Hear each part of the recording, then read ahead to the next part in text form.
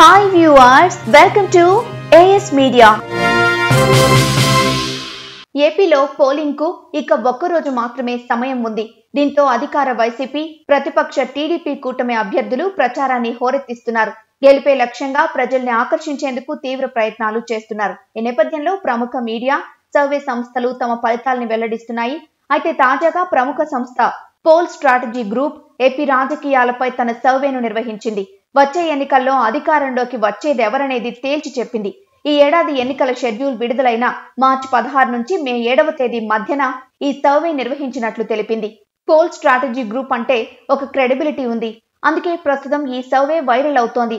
మొత్తం 175 నియోజకవర్గాల్లో 1,88,530 మంది ఓటర్ల అభిప్రాయాలను సేకరించి ఈ సర్వే రూపొందించారు. ఈ రిపోర్టు ప్రకారం ఏపీలో మరోసారి వైఎస్ఆర్సీపీ అధికారంలోకి రావడం ఖాయంగా ఉంది.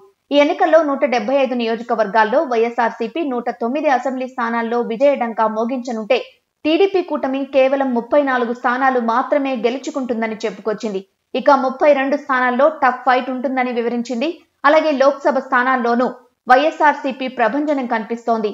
18 నుంచి 20 లోక్సభ నియోజకవర్గాల్లో వైసీపీ జెండా ఎగరనుంది.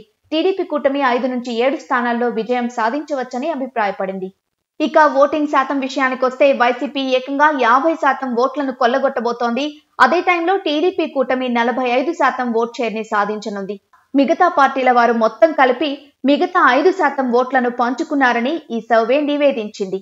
కాగా ఈ సర్వే ప్రకారం సీఎం జగన్ 5 ఏళ్ల పాలనపై ప్రజల్లో ఎలాంటి వ్యతిరేకత లేదని, కుల, మత, వర్గ పార్టీలకు అతీతంగా ప్రతి ఒక్కరికి ప్రభుత్వం అందించిన సంక్షేమ పథకాలపై ప్రజలు సంతృప్తి వ్యక్తం చేసినట్లు సర్వేలో పేర్కొంది.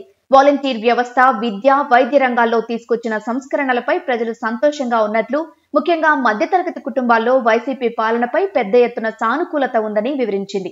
మొత్తానికి ఏపీలో జగన్ పాలనకు తిరుగు లేదని, మరోసారి అధికారంలోకి రావడం ఖాయమని ఈ సర్వే స్పష్టం చేసింది.